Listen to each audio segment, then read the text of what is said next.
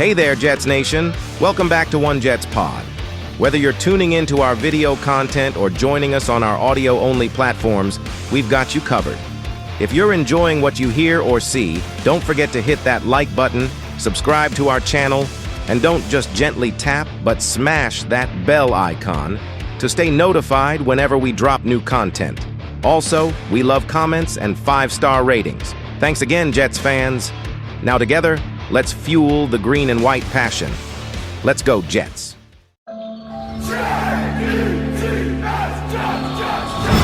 Welcome to Jet Life Stadium. Hit it!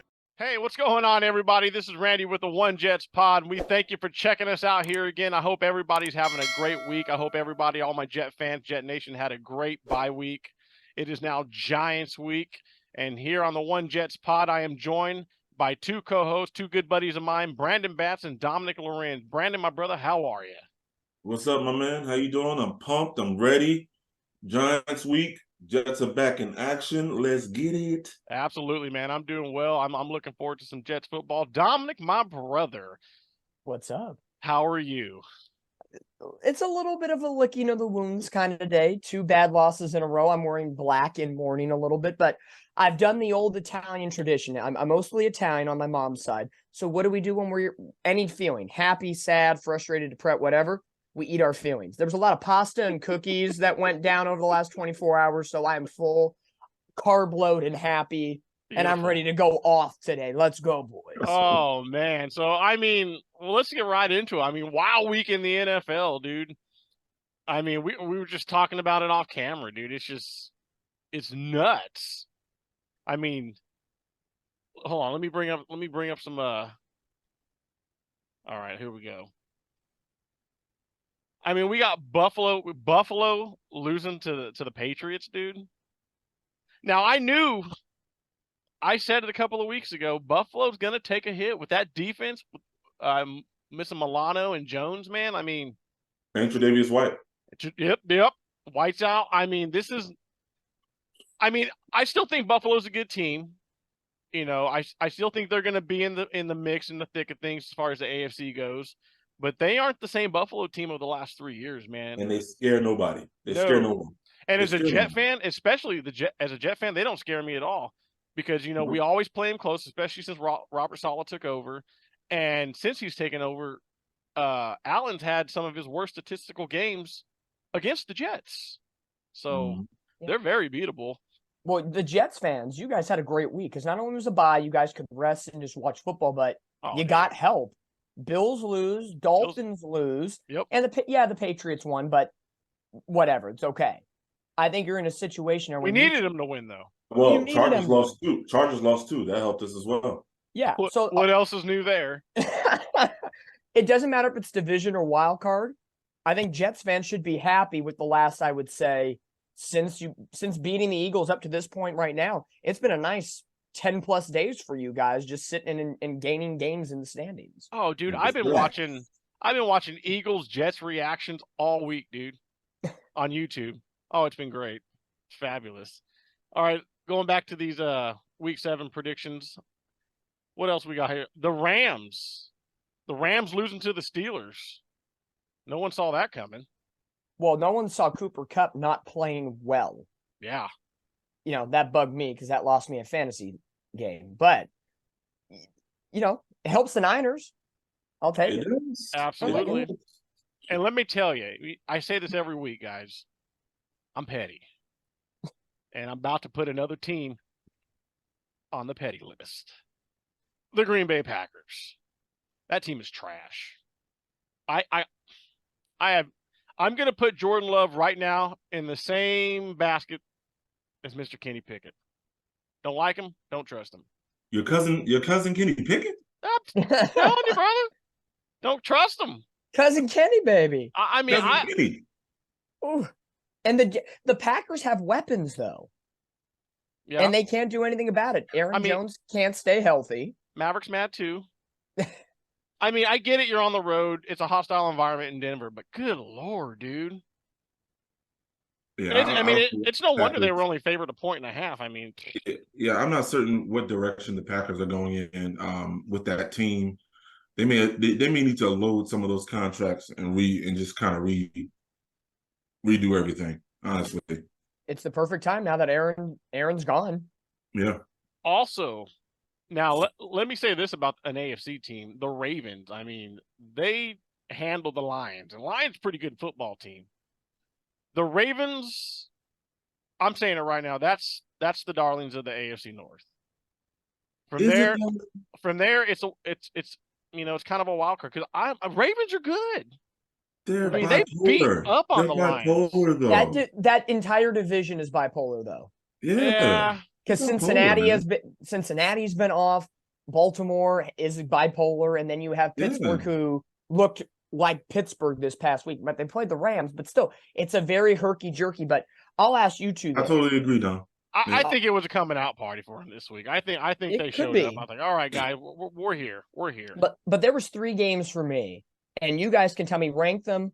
What was the most embarrassing game to the least embarrassing game? Was it the Bills losing to the Pats, the Lions getting destroyed whenever, they were the top of the NFC, or my 49ers losing to the Vikings to primetime Kirk Cousins on Monday Night Football? What was the most out of the 3 disappointing? Because I think those were the 3 biggest disappointments of the week. Which one had the biggest spread? Was it Niners? Which games again? The Buffalo, New England. Buffalo had a 7.5 spread. Oh, was it 7.5 the final line? Yeah. Okay, and then I had 8.5. Okay. Detroit, Baltimore was actually favored by 3, not Detroit. Right. Yeah, that was kind of weird, but I guess it was because they were at home. And the Niners were favored by 7, so technically Buffalo had the biggest spread of 7.5.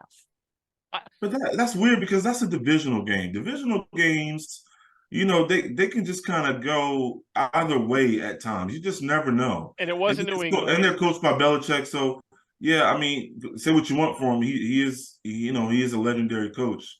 As much as I wanted to vomit in my mouth by saying that, but he is. And so I don't know. For me, Dom, like that Niners game was the biggest disappointment for me when you consider the Vikings without their top receiving target. Their running game isn't really that, is really not there, in my opinion. Far and away, the Niners are the superior team in that game, and I just think they let that one go, man. They let that one get away. So that, for me, that was the most shocking for me throughout the weekend. Yeah. Then Detroit, and then Pats Bills, in my opinion. Yeah. I think honestly for me, and I know this is probably gonna raise some eyebrows. Yeah, the Patriots beating the Bills, it's a little like, it's kind of like, whoa, the Bills are supposed to be this darling of the AFC, and the Patriots are kind of down on their luck right now. They're not as good as they were, and you feel like that should have been a game the Bills should have won, even if the score was reversed and it was as close as it was. Still, the Bills should have still won that. The Niners, I'm gonna be real with you, not as shocking. I mean, we're talking back-to-back road games in hostile environments. They're banged up. So, I mean, I don't know. 6.5 might have been a little much, especially back-to-back road games. For me, the shocking one is Detroit.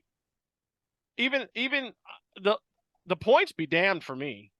I could care less who's favored by how much in that game, because Detroit, you're supposed to be this team that's turning the corner. You're supposed to be the darling of the NFC North, and now all of a sudden the Vikings are showing that, hey, no, we're not done here.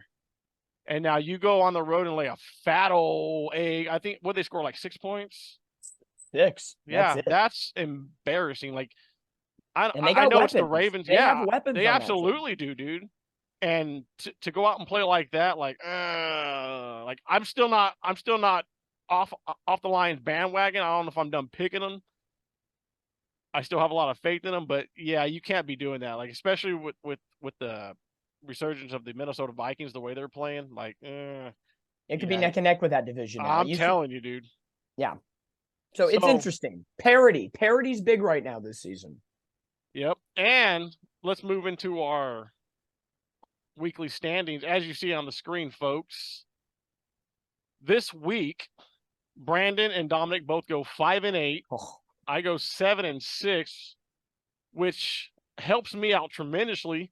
Keeps Dominic, as you see, it's in first place for his 2 second week weeks. in a row. Congratulations, brother, at 62-44. And Brandon and myself tied this week, even though I had a winning record. The winning record this week helps me get into second place, and both of us are sitting there 61-45, which now puts It's me. fluid. It's all fluid. So I mean, this puts me in a big spot to get my first place position back next week. I don't like this week. trend. The 2 weeks I've been first place, the Niners have lost 2 games in a row. Maybe I need That's true. to get out of the first place. Maybe the balance of power right now is not great for me. Oh man, it's a wild week, man. Just one of them, wacky, short. Was it only 13 games this week? Unlike we got a full slate this week, as you'll see when we make our predictions later. But just weird week, man. Just. I call it one of those typical mid-October kind of weeks, Yeah. You get a couple of them every year. It's like a hangover. And when you pick these games, you almost want to try to guess, is it one of those weeks? Should I pick the opposite? But you can never be too sure when it's going to strike. So you just never know. It's like it's the ultimate. If you want to pick an upset, this is the year to pick just random upsets. Absolutely, you're absolutely right, dude. Absolutely right. Maybe it's the year Randy will actually pick the Bengals and they'll win for him. What?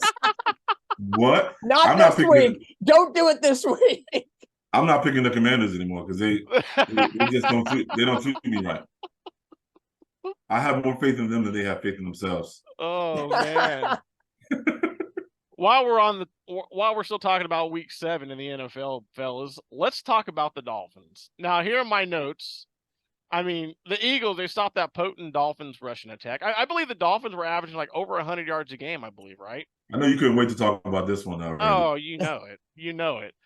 And Philly holding them to only 45 total rushing yards on 12 total attempts between 3 running backs, or 2 running backs, and I think it was 2 or 3 running backs. The big thing was they couldn't stop Philly on fourth down. Well, Philly was 4 for 4 on fourth down? Well, yeah, when you had the tush push or whatever the heck they call it. Hey.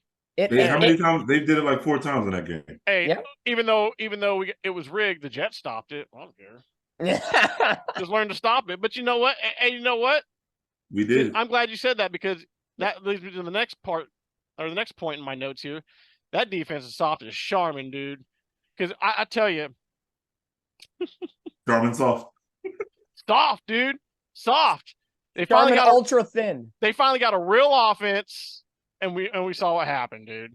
And let me tell you, Miami's one of those teams, and I got it right here, that once Philly took the running game away from them and made them one-dimensional. You make Miami one-dimensional, and you don't make bonehead mistakes against them, dude. That's an easy team to beat. Easy team to beat.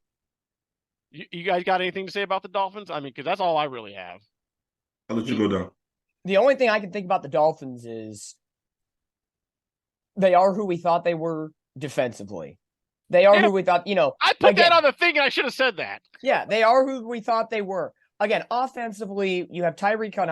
I know Jalen Waddle was a little banged up, so that took them a little bit out of the passing game, a little extra against a very good Eagles secondary. And again, the Eagles were healthy this week, and they got a couple interceptions. They forced some bad plays for Tua Tagovailoa, so that hurt them.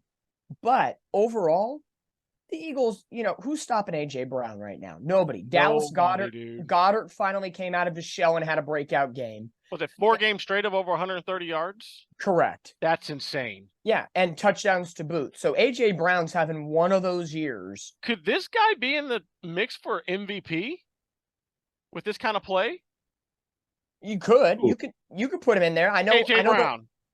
It's a quarterback. It's a quarterback. Everybody talks about, Christian McCaffrey. He has one bad game and he misses half a game. And he's like, oh, those voting odds are gone. It's like you have 2 bad quarters and it throws off. Horrible. But a quarterback's could have 3 or 4 bad games and still win it. It's very league driven. But the final thing on the Dolphins, look at their next 5 games. Patriots, Chiefs, the Chiefs games in Germany, Raiders, Jets, and Commanders. soft, hard, soft, hard, soft. Dolphins are going 3-2. I'll say it now. 3-2. That'll put them at 8-4. That's it. That's it. Simple as that. Again, when they're paired up against a bad team, they'll look great. Until they show up against a good team, even if they lose to the Chiefs, if they hang in competitively, then you'll start seeing some growth. But until you see something like that, they hung tough with the Eagles, but you got to play a complete game. They played about 2.5 quarters with the Eagles. That was it. Yeah, that's fair. I mean, and honestly, they've been talking about it, since Sunday, yesterday and today, just about, are they frauds? They have not. They beat up on the bad teams, put up 70 points on Broncos, and just look unstoppable. Yet when they place a team that has any semblance of a defense or an offense, they look pedestrian. Yep. And when you consider that, you have to wonder, are they for real? And one thing I really appreciate them talking about this week is the fact that the Dolphins are not a physical team. No. They're a finesse team. So when you have a team that comes in and is physical with them, they can handle it. Yep. And since this is, a jet pod, we are an extremely physical team. Very physical. 100%. That bodes very well. I'm not saying, our offense still has to catch up, but defense-wise, it definitely bodes in our favor. So, I was never willing to crown Miami yet. Tua still has to get through a whole season. They're still working through some things on their defense. Everybody thought Vic Fangio was going to come in and transform this defense, but they're giving up points. Well, see, that's the thing. Vic Fangio needs he's that type of like the kind of defense the Jets are. That's the kind of defense he's used to, putting out on the field. He's not used to this kind of defense that Miami has out there, this finesse style of defense or whatever. Well, when the head coach is wearing a Rolex every week, it looks a little more finesse than hard-nosed blue-collar worker. So, sorry, that's just how it is. It's just we're spitting facts here at this point. Absolutely. It's truth. Now, speaking of the division, real quick, I want to touch on Buffalo. Now, this is what I got. Now, I got Buffalo still a decent team. They're banged up, but they still got a lot of good players. They'll be in every game, but they can't afford more injuries because that's. Now, I saw somebody say that, every year there's always that one team that deals with, the injury bug, and it seems like Buffalo could be that team. Now, I don't wish injuries upon nobody, so, I don't want to see anybody get banged up or anybody and no one else get banged up because I'm just not that kind of person. Speak for yourself. Okay, I will. But, I'm kidding. no. Okay. At Brandon Batts, no, sorry, it's right down there in the bottom, the lower third. Feel free. I'm kidding. Unless it's the Patriots. But no, I still think Buffalo's a threat in the AFC. I think they're going to be right there in the mix for the division. I think it's going to be while I'm not saying Miami's out of the playoff race, I still think they're frauds, and since they're not as good as a lot of people think, they're not as dominant as a lot of people think. I think they could do something as far as slip down to be a wild card team, possibly. But as far as Buffalo goes, I still think they're pretty good as long as Josh Allen's the quarterback. I mean, yeah, you could even chalk it up. He could be like the modern day Brett Favre, where he's going to give you a lot of good play, but he's probably going to make those bonehead mistakes. So I think Buffalo's still going to be in the mix. So I'm not counting them out. What do you guys think, Brandon? Well, I don't know what to make of Buffalo because almost every game I can count on maybe one game where they looked like world beaters, and that was against Miami. Yeah, they were healthy. They were still healthy then. Yeah, I mean, true.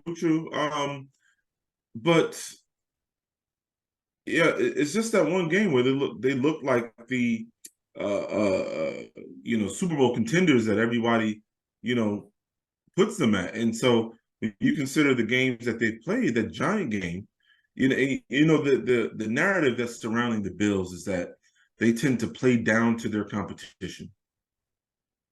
And that's coaching. Yeah, That absolutely. falls on coaching. Always constantly playing down to your competition when you should be beating the teams that you should be beating, that you are more talented. Yeah, they have some injuries, but what team doesn't? There's a lot of teams right now that are dealing with injuries but are finding ways to win. So I mean, come on, look at us. We lost our QB 4 plays in to the season. Yep. Nobody felt sorry for us. No. They never do. So, with the Bills, I don't know. I just don't, when I'm watching the game and my brother's a big Bills fan. Oh, that's and right. I sent him a text message. I'm like, bro, what is going on? And he's like, I have no idea. This team frustrates me. I'm like, all right, well, because even Bills fans don't really know what to make of this team. Because one minute they look good, next minute they're struggling against teams that they shouldn't struggle against. So yeah. Buffalo is one of those weird situations where you have great pieces. Stephon Diggs, Pro Bowl wide receiver, he's a stud. Josh Allen is a stud. But after that, they don't really have that next stud. Their running game is good. Gabe Davis is a decent wide receiver too. Mm-hmm. I think Buffalo, if they want to make a run and be to that Super Bowl caliber that everybody continues to say that they are, they have to be the biggest winner of the trade deadline. And you know how they do that? They need a slot receiver to complement Stephon Diggs, because Diggs and Davis, they're far out. They run their routes. They go deep. You need an inside slot. They have like Cole Beasley, like they used to have. Right? Exactly. They have 2 great tight ends in Dalton Kincaid and Dawson Knox. Mm-hmm. I think they need to beef up their running game. I don't think they're going to do this, but you know who I think would be great to complement that offense and really give them horsepower? Tennessee's having a fire show. Go get Derrick Henry. Ooh, don't say that. I know this is not going to be what Jets fans want to hear. Yeah, I know. Oh, I know. man. We don't get many know. likes, but I guarantee we just got a bunch of dislikes. I know. But if you're thinking, we all had Buffalo Bill hats on right now. Cook is he's decent. He's not great, but he's not horrible. If you got somebody like Derrick Henry on a team that's on the cusp, that's kind of bipolar a little bit, but they have those capabilities, they need a slot receiver, a running back, and one more defensive piece because of their injuries. If they hit all 3 of those points, maybe not Derrick Henry, but you get somebody like him, I don't know who else would be out there. Like the Niners last year got McCaffrey. That won the trade deadline. You get somebody, because Derrick Henry, I can guarantee you next week, he is not wearing a Tennessee Titan uniform. I'll be shocked if he's still there. Really? You think so? Where it is, Dom, that they both the Jets and the Bills are looking into a slot corner in the name of Hunter Renfrow from the Raiders. Hunter Renfro's a great option. He's a terrific slot receiver, underutilized by Josh McDaniels over the last 2 years. He probably wants out, fair. Or maybe just Devontae Adams. That's not going to happen. No, but he'll be here in a year or two, though. You watch. Yeah, I think Buffalo, if they want to get over this weird hump that they're living in right now, they have to go make a couple of moves at the trade deadline. I'm sorry, Jet fans. I'm just letting you know. Be prepared, because some teams at this time of year get a little crazy. And they'll be like, we're going to need this, we're going to need this, we're going to need this. And sometimes it helps, and sometimes it hurts. Philly keeps adding players. Yeah. Philly's just like, whatever. What's that GM, Howie Roseman? Yeah. That guy's a fucking genius, dude. He is so good. I mean, this guy does not care. He's like, we're going to constantly try to improve the team. Yep. And, you can't be mad at that. That's why I expect the Niners to make a couple of moves. John Lynch is not going to sit there with his hands under his ass and let teams like the Eagles or potentially Dallas or any of these contending teams in the NFC go outbid them for players. Maybe not like Randy, we all talked about this in our group chat. Maybe not the best player, but a depth piece that's going to help you later on. Yeah. It just, with the Eagles, man, it just seems like they make all these moves, especially at the trade deadline, even in free agency or whatever, but it's never the most, it's never the most flashiest moves. It's never the most superstar player, but they go out and get guys, and they don't they don't do it to the detriment of their team. They don't put their team behind anything. It's just they just always, it's just constantly, it's just like a constant rotating cycle, dude. Like, I don't know who I can compare that. Like maybe the Oakland A's in baseball, always just bringing up guys, developing guys and just making the right moves. I mean, Oakland A's do it all the time. They get rid of guys and they bring up guys and don't really miss a beat. Yeah, Put them up. the Niners need someone to, complement the second best linebacker in the NFL. So if they can do that, I think they would be doing pretty good. Yeah. And we're gonna finish up here with week 7. Randy, What happened? What I miss? He's throwing Fred. He's throwing I my missed Fred something, Warner. didn't I? Yeah, he said basically referring to the Niners' second best linebacker. Oh, He subtly threw it in. I gave him a moment. And I'm like, oh, dude, shots fired. Randy, how you missed that? Hey, I'm sorry. For the last 2 weeks, Fred Warner Dude. it's gone from 1A, 1B, as I said last show, to now it's 1 and 2. Fred Warner's got to play the dark horse now. He's got to bring it back up, give him something to work toward. Redemption. No, Let's go. I'm just messing with you, buddy. Oh no, I love it. Hey, we can't always be number 1 all the time. We got to get humble. No, That's right. I got to lick my wounds in a good way. No, I love Dom, but Quincy's the best. Anyway, so we're gonna finish up week 7 here, and I just want to touch on the San Diego Chargers. Now I know they play the Kansas City Chiefs. The Los Angeles Chargers, sir. Yeah, I'm sorry, the Los Angeles Chargers. That's still hard for me to say. I know, it's weird. Dang. Hey, I said Redskins last week, and I probably offended half of America. So I've looked back at a couple episodes and saw myself calling the San Diego Chargers. We had a couple of unsubscribes because of that. Hey, just like Randy a couple weeks ago, talk about that Niner baseball game. We all have them. Anyways, the Chargers. So I'm gonna go ahead and say, Herbert's still overrated. 2 picks. I mean, I believe they were on the road. Were they in Kansas City? Yeah. Yep. Okay, I get it. But I mean, as far as I'm concerned, I've heard no flack on this kid. They still want to call him an elite quarterback. Like, I'm gonna be real with you. Brock Purdy's better than Justin Herbert, dude. And I don't care if Brock Purdy's been having a rough couple of weeks. He's also been on the road in some hostile environments. His team's banged up. I guarantee you when the Niners get back home, they'll play a lot better. They'll probably play a close game to the Cincinnati Bengals, but they're gonna be home for 2 weeks with the bye week at home, get healthy. And you watch coming out of that bye, Brock Purdy when they get healthy, they'll be back to the Niners of old. So, but Justin Herbert had no chance. I'm just so sick of this kid. With Taylor Swift and Mahomes' wife and their secret handshake. Oh my God! Should we all just in unison just vomit on our? Just vomit. It's too much. It's too much. It's just too much. I don't know how many times they kept replaying that little. I'm like, guys, what is happening to the NFL? I was at a bar Sunday. I was at a concert, but before I was at having dinner, and these four waiters and a couple waitresses that were all watching the TV. Chiefs game was finishing up, and they're showing the highlights of them creating their handshake at halftime and all this stuff. And all 8 of them in unison said, they both need to get the F off the TV. And I just looked, and I'm like, from like 4 tables down, I'm like, you said it. And the whole restaurant's looking, and they're like, oh, we know what you're talking about. It just started a frenzy. And I'm like, oh, damn, it's infiltrated everywhere. It's everywhere. I've never been a Taylor Swift fan. Don't care for her music. I mean, not going to say that it sucks. I'm not going to alienate people. It's just not my taste. Don't do it. But I'm just sick of hearing about her, man. I'm just like Al Michaels said it best. I mean, what did he say? Something like, this isn't a tabloid show or whatever he said. He's like, this is the NFL. This is Sunday Night Football or whatever. So, don't let the Swifties get you, man.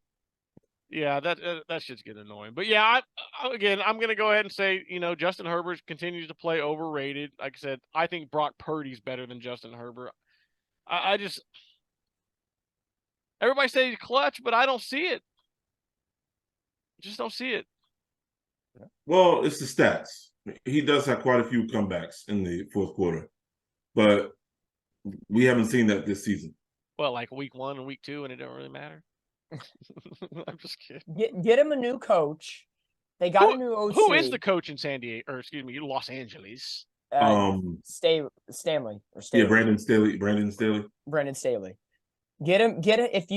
I'll give Justin Herbert a new coach, a quality coach, 1 year after that first year with a quality coach. If he's still doing this, the Chargers are cursed. He's done. Who could turn around Justin Herbert? Who's going to be available? Who's on the hot It seat? would have to be like a college coach or something. Really? Dig him deep from college? Well, who would be on the firing block right now? A first-year head coach? A first-year NFL head coach? Ooh. Like, there's so much parity in the NFL right now. There is no one team I could say that coach is definitely getting fired. The only one that I could see if the Barbarians come at the gates would be the Packers head coach, LaFleur. He's the only one I could see because you know how those Packer fans are. They'll come for the gates. And if they go in that full rebuild like we talked about or just digging deep, LaFleur, before he and Rodgers went sour, had a good relationship. And I'm pretty sure that was all Rodgers, because what's he doing with Jordan Love right now, dude? and it shows in New York, especially when Rodgers is there, that Rodgers, he runs the show, dude. He runs the fucking show, man. And so I think LaFleur's a bit of an overrated coach because he's not doing anything with Jordan Love. Mm-hmm. I think, I'm being real with you. I'm going to say it right now. I mean, I know it's early, but I think the Packers' run of Hall of Fame quarterbacks just came to an end, fellas. Thank God. I don't even like Packer fans. Sorry. They piss me off. They really do. And this goes back years, so this is nothing. They were talking a lot of junk, too. They do. They always do. They always talk a lot of shit. And then they run out, and then they get these Hall of Fame quarterbacks. I mean, they didn't run Brett Favre out of town, but they did talk a lot of shit after, he went to Minnesota. It's like, dude, he went there for 2 years. He was there for what, 15, 16 years, gave you a Super Bowl, took you to a couple. But they basically ran Rodgers right out of town. Like that franchise's fan base is fucking trash, dude. Just absolute trash. And I lived in De Pere, Wisconsin for 6.5 months. Stayed with some friends while I was going through my divorce back in my 20s. And man, the fans in person are just as much trash as they are online, dude. It's pathetic. But anyways, that wraps up week 7. Again, Dominic, congratulations on back-to-back weeks in first place. And Brandon, I beat you. I told you I was coming back. It's close, man. It's close. It's going to be, I'm telling you, no one's running away with this. No one's running away with it. Oh, I'm going undefeated this week, fellas. So. Oh. I do that every week. Anyways, Dominic, again, welcome to your first preview show. Let's do it. We're going to preview the Giants and the Jets. The Giants are the home team this week. I believe the Giants are what? 1-5? No, 2-5. 2-5. I don't know why I didn't put the record down there, but they get the Jets at 3-3. Now the Giants are coming off a divisional win against the Washington Commanders, and now that ends a 4-game skid for the Giants. Now the Giants are riding a high. My thing is, it's just no secret, and Brandon knows this, is under Robert Saleh, and I didn't even think this might even go even further than Robert Saleh. I mean, we'd have to look it up, but the Jets are not very good post-bye. They have a pretty bad record. Yeah, it's pretty bad. I mean, I don't know why I don't have the stat. I was really rushing through this script earlier. I mean, it was like a last-second thing, and I apologize to everybody for that. Like 2 and something. Something like that, huh? Yeah, it's pretty bad. And while now I looked online, I didn't see anything as far as for certain, but I haven't seen anything where it says they're getting ready or they're going to clear Daniel Jones to play this week. So my guess is Tyrod Taylor is going to be the quarterback in this game for the Giants. Like, what do you guys think, Brandon? Have you heard anything? They've been pretty tight-lipped about the availability of Daniel Jones. Obviously, that's posturing just kind of keep the Jets off balance a little bit. So I haven't heard anything with regard to who is going to play. I almost rather play Daniel Jones than Tyrod Taylor. Me too. The Giants Tyrod have a Taylor, way better chance with Tyrod Taylor. For sure. they do. Yeah, better. because he's playing free. He's playing free, and that typically is the most dangerous type of quarterback when they're playing free. Yeah, he's got no pressure. Yeah, no pressure at all. So he doesn't have that $40 million price tag that Daniel Jones has carrying. So I'm very nervous about this game. This is one of those games that the Jets lose in past history or recent history. Yep. They have to dispel the notion or the narrative of the same old Jets. And I feel like they're constantly fighting that moniker or that this same old Jets, because it's always something that there's always something they're trying to overcome. They could overcome something one week, but then the next week it's like, oh, that same old Jets mentality comes back because it's like, well, now you got to go overcome this, because you haven't done this in the past. So Great point. So, I was looking.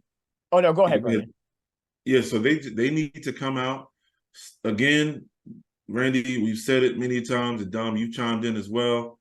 You can't start slow. No. Coming firing, put them to bed early. Yep. Beat the teams that because let's face it, the Jets are more talented than the Giants. Absolutely. They are. And so they need to win the games they're supposed to win. They're 3-point favorites in this game, I believe. Yes. Win the games you're supposed to win and go home. Handle your business and go home. Don't play with your food. No. Do what you got to do. And you make a great point. It's with starting off hot and fast, and this is the team to do it. 23rd in yards allowed. Open it up. And again, we have to be better. Not only do we got to start off fast, but we got to be better on third down, guys, and we got to be better in the red zone. I wish I'm gonna get his name because he's made a great point. He said it a few times in some of the X spaces. Jets can just add a little, that extra 10%, dude. Even if you score one touchdown, early in the first drive, bam, go down, score a touchdown. Field goal the rest of the game, then bam, fourth quarter touchdown, boom. You're gonna win the game, dude.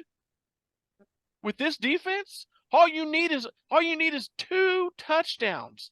2, and you can kick 2 or 3 field goals.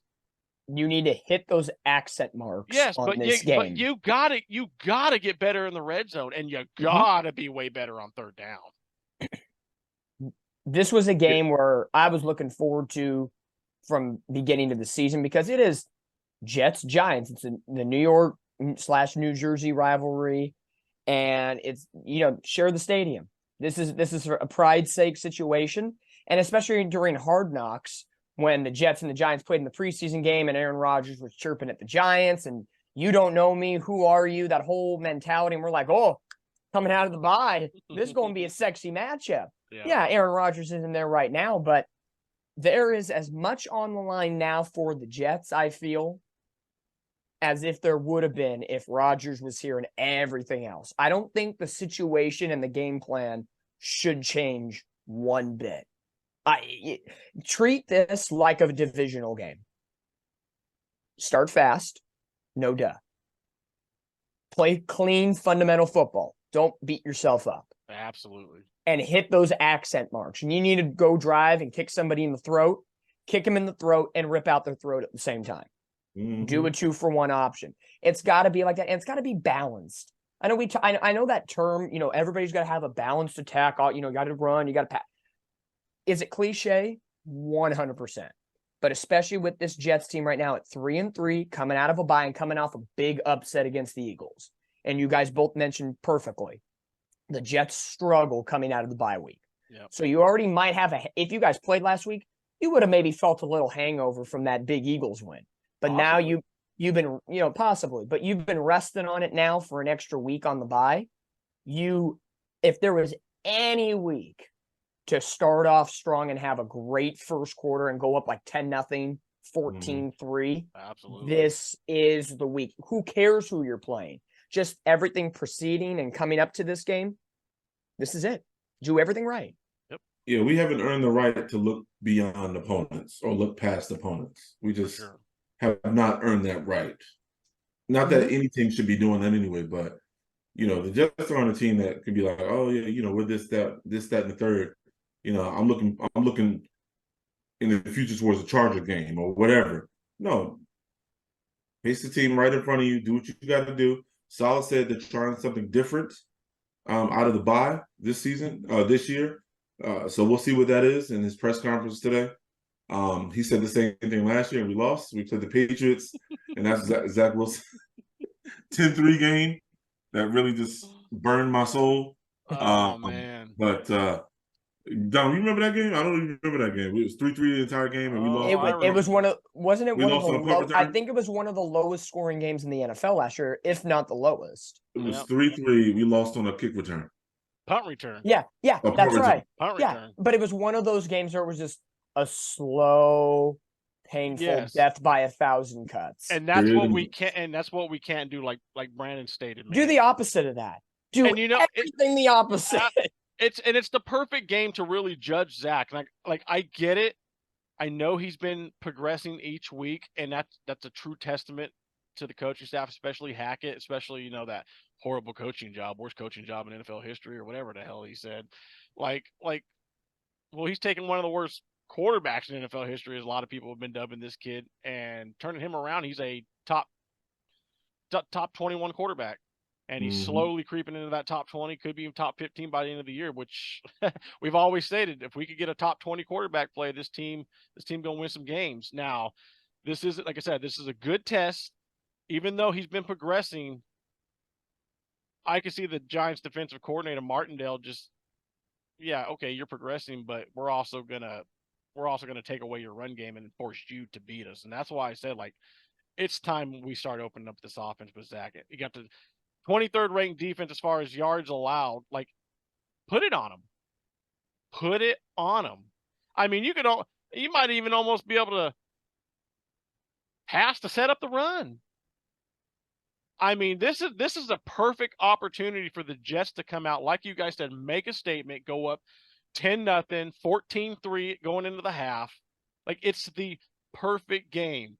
But like Brandon said, it's also one of those games that in the past, the Jets, even though it's the perfect game, we might be the stronger team on paper, we come out flat. The Giants are susceptible to big plays. This is where, if you're going to open up that playbook and what Robert Saleh is saying, we're going to try something different. If that difference is throwing deep down the field to the Mr. Always Open Garrett Wilson, big play Wilson, always open, Giants susceptible to big plays. That seems like a match made in heaven to me. Air it out, sling it out, because if the Giants are going to counter the Jets' run, and the run hasn't been the best part of this Jets offense, clear, we've been talking about it a couple weeks leading up until the previous two games, that they weren't utilizing Breece Hall. Dalvin Cook's pretty much a ghost at this point. They're not using him anymore. He's probably could be on the chopping block and trade block. Yep, he is. So you're at a point. Him and Carl Lawson. So it looks like this is a situation where this is, on paper, going into the hands of Zach Wilson. You got, if that's the case, if this is what trying something new means, do it. Yep, absolutely. Any final thoughts on this game, guys? We're not doing our picks, right? We just. I'm actually since we're talking about it, let's go ahead and get this one out of the way, and we can touch on the rest of the games in the next segment. But we'll start with Dominic on this one. What's your pick? Jets versus Giants. It's different with Taylor if he's quarterback in this game. I'm not going to do what we did last week with Trevor Lawrence and Lawrence played. We won't do that this week. Straight up. Why would you want to pick? Why would you even want to change your pick if Daniel Jones? I know that. Why would I do that? It's gonna be, I think, a closer game than a lot of people were thinking. I agree. Yeah. I think the two biggest weapons for the Giants is, of course, Waller and Barkley. I have faith that the Jets could stop Barkley on the ground. Mm-hmm. No doubt. Now, they incorporate him in the passing game. That's different scheming. Mhm. At the end of the day, coming out of the bye week record scares me of the Jets, but we're trying something new. I think there's a lot of hype on this team after the Eagles game. My hope is that it's not a hangover game / a trap game. It's close. Jets escape this one and take the bragging rights this year. I'm going to go with 20-14. Okay. Something along those lines. Each team, though, will have a couple turnovers. It might get a Okay. little sloppy, but Jets will come away with it. Brandon? Yeah, I'm gonna take the Jets in this one.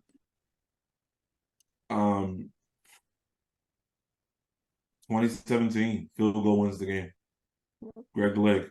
Greg the leg. Greg the leg. All right, now I'm going to be real. I'm going to be up front. Do it. I think the Jets are going to win. I absolutely think the Jets are going to win. And I think it's going to be somewhere around the lines of 21, 24, 13, something like that. I know But what's happening. that's not what I have on my paper, fellas. I'm picking the Ooh. Giants in the pick'ems just in case the Jets decide to lay an egg in Ooh. this game. At least I don't screw myself with a Ooh. pick'em. So I think the Jets are going to win, but on paper, I'm Cold-blooded. picking the Giants. Yep. Cold-blooded. I'm telling you, I'm out for blood with these pick'ems this week, boys. I'm Oh getting my my- first place status back, and if I'm doing what it takes, and if I got to do reverse psychology to get a Jets win, that's fine too. Call Randy Mr. Kenny Rogers, the gambling man. He is gambling with his Jets Gotta know when identification to card. hold 'em. Know when to fold them. All right, guys. So hey, that's our Jets Dang, you preview. are. So we got Brandon and Dominic picking the Jets.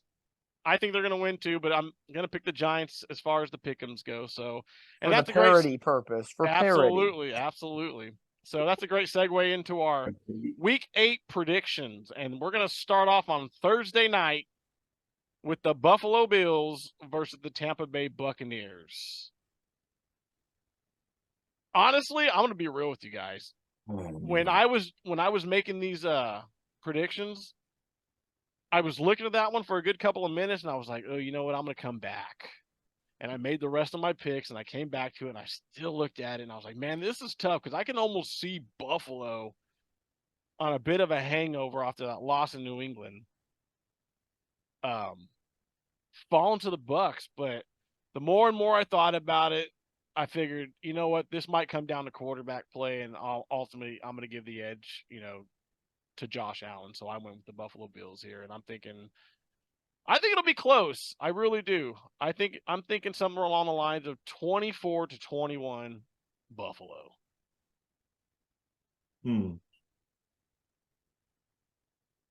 It's interesting. It's one of those games where if you look at all the Thursday night games so far, all of them have been pretty, I don't want to say lopsided, but most of them have been distinct differences. This past week, the Saints and Jags have been the closer of the bunch for Thursday night football. Mhm. Monday night football has been more tight-knit games with the exclusion of the Giants Seahawks. So there's been a little differences. So going on that Thursday trend, Buffalo's at home. And This favored by week- 7.5 points. I'm sorry about that. I think that's a little generous based on what's gone on with Buffalo so far. I do too. So I will say Buffalo, yes. I think it's going to be a battle of who has more receiving yards. Is it going to be Mike Evans or Stephon Diggs? But I think Josh Allen, I trust him a little bit more. Baker has been a big surprise this year out of all the Absolutely. quarterbacks in the league. I think a lot of people thought Tampa was going to be in the dumps in the South, but they're alive and well at 3-3. But give me Buffalo somewhere within a touchdown, maybe a 4-point game, 6-point game in that sense, 21-27, 24-28, something in those lines. But again, guaranteed take it to the bank. Stephon Diggs has a prototypical Stephon Diggs game, over 100 yards and a touchdown reception. Okay. Yeah, I think this is a clean sweep here. I'm going with Buffalo. I think they get off the schneid. I think this game will be a lot closer. It's going to be hard to get that monkey off the Buffalo's back because they are feisty. Tampa is feisty. They still have a good defense. And I think that'll give Buffalo some fits. But they ultimately get the monkey off their back and they win this game. Maybe 24-17. Okay. So clean sweep on Buffalo there. Now, speaking of generous as far as points favored, as we move on to the Cowboys versus the Rams, the Cowboys are actually favored by 6.5. I don't think it's going to be that bad. I think it'll be a lot closer. I think the Rams will show up, but I ultimately got the Cowboys in this one, and I'm thinking somewhere along the lines of like 27-24 Cowboys. Oof. It's hard because when you have the Rams that have two really good receivers, Cooper Kupp and Puka Nacua. Nacua has been an awesome story so far for the Rams, and I hate to say that because as a Niner fan within the division, it's tough. And Dallas with a beat-up secondary right now, again, they handled the Chargers, but are we surprised that they handled the Chargers the way that they did? They did keep Keenan Allen rather quiet in that game, but again, they didn't have Mike Williams. Palmer was a nice addition for the Chargers, but Kupp is Kupp, and Puka Nacua has been a top 10 wide receiver this year. Yep. I think this will be, again, closer than most people think. If the Rams put the pressure on Dak, the Rams could be okay, but they're lacking a running game right now with Williams being out. Henderson was nice, but I don't think that running game is elite. So give me the Cowboys in a close one, and I hate saying that. I don't blame you. We all know your affinity for the Cowboys. Yeah, totally. So rock solid.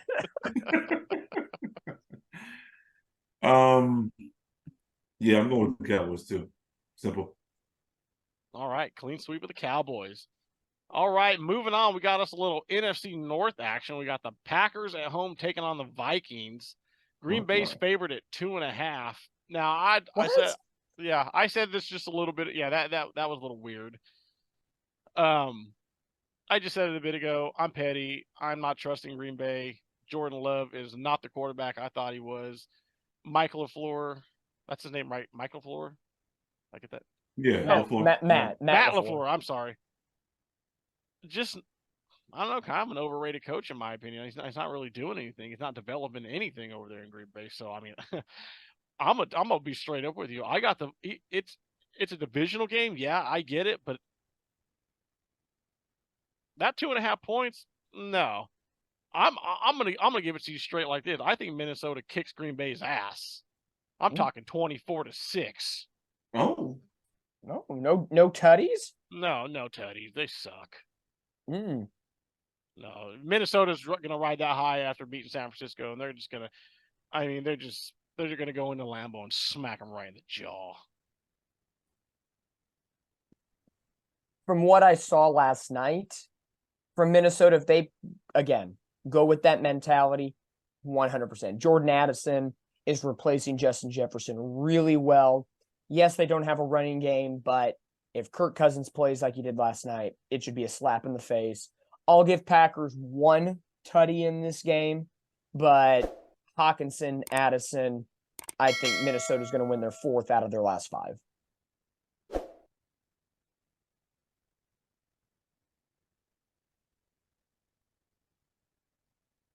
I'm thinking about how this season has gone so far.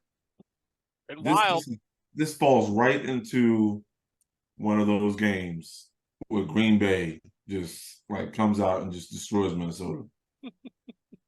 I feel it. Yeah, it could be. Could be.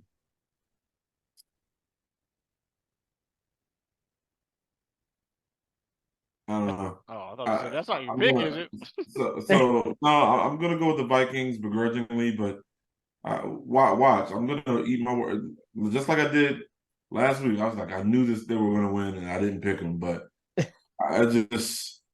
they looked inept, completely inept. But if we follow the same storyline as most of these games have been this year, watch they turn around and just win this game. It would be very apropos at that Yeah, point. Yeah, it would be right on par. it wouldn't be Yeah. that shocking. I could see it. All right, so we got a clean sweep of the Minnesota Vikings. Now we move on to a game that actually makes a little more sense as far as points favored here. Atlanta Falcons taking on the Tennessee Titans. Atlanta's favored by 2.5. I tend to agree. That sounds about right. I'm taking the Falcons. I picked them last week. They came through for me. Help me get back into second place. I think, and I'm talking, this is going to be low scoring, man. I'm talking 16, 13, 17, 14. Give me the Falcons. Good though. Honestly, this is going to be the Young Ho Koo versus Nick Folk kicking fest. Yep. Yeah. I feel it's one of those games where, we don't use this that often, and I hate that this is still a thing in the NFL. Ties. I feel Yeah. some reason this could be one of those scenarios where this could be like overtime and ends in a tie. I don't know if it's just the logos. Like, you really don't hear Atlanta versus Tennessee that often. It just seems like an odd matchup right in the middle of the season, in the thick of it. Atlanta wins last week, and Bijan Robinson doesn't even touch the ball. Right. What the heck? Tennessee is a juggernaut. They have Derek, Henry. They're using Spears more. Tannehill's inept, but they have DeAndre Hopkins. They just trade one of their defensive. There's too many things Weird, going man. on. Yeah, this is weird. Drake London's flipping on top of his head last week. Kyle Pitts is actually performing now. Yeah. This is a juggernaut game. I would not be shocked if it's a field goal kicking contest that goes into overtime and somehow potentially almost ends in a tie. But for one of the few times in my life, Atlanta might win, and I'm going to pick Atlanta. Oh, wow. Yeah, it's funny. It's funny you Bijan's bring up the getting ball. ties. It's funny you bring up the ties. I was like a couple of days ago. I was thinking about that. Like, why the hell do we still have ties in football? Like, This ain't that's no, stupid. they're trying to live up to its British name of Oh my football. God. Go ahead, Brandon. They're trying, but Bijan Robinson has a big game. Okay, He needs a comeback week. we need it. They're in Tennessee, right? Yes. Mhm.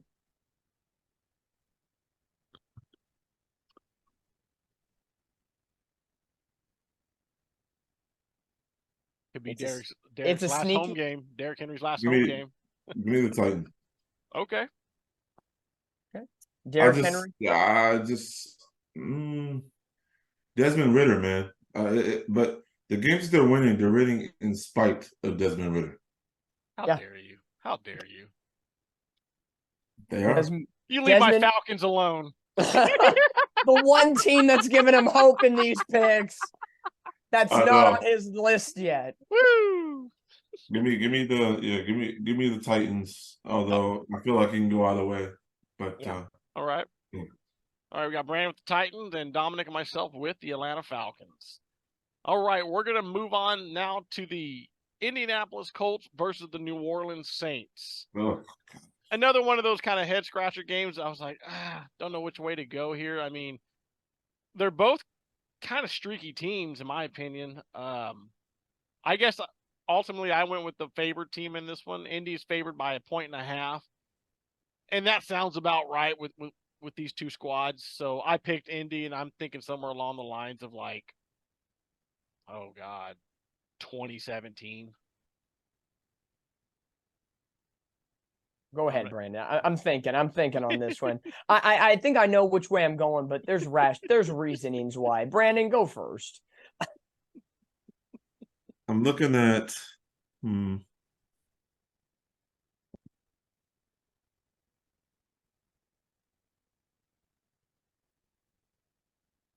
Yeah, this is a tough game to pick. Yeah.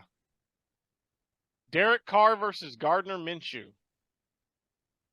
And probably the Saints, for food for thought, Chris Olave, questionable. He got arrested last night. Yeah, he might be He getting. did. So He it got could be a arrested. Yeah. probational thing. Who know? Yeah. He could play, but food for thought. Something happened last night. Well, if he got suspended, it would start next week, right? unless they hammered it down tomorrow and say immediately. Well, it is early in the week. That is true. Yeah. Yeah, that is true. Yeah, that Both- was stupid. bo- I mean, I get something, I know some people were saying, okay, he wasn't drunk. I get it, but you know what, dude? You were speeding. You were going over almost 40 miles an hour over the speed limit. Like, do we not You're- learn anything from other people's mistakes? Even if you're not drunk, you can still kill somebody. His teammate punched somebody in himself. Vegas and got 3 games. Yeah. So, Like, yeah, he's probably going to get at least 4, maybe 5. But, they still got Michael Thomas. They still got Shaheed. They still got Kamara.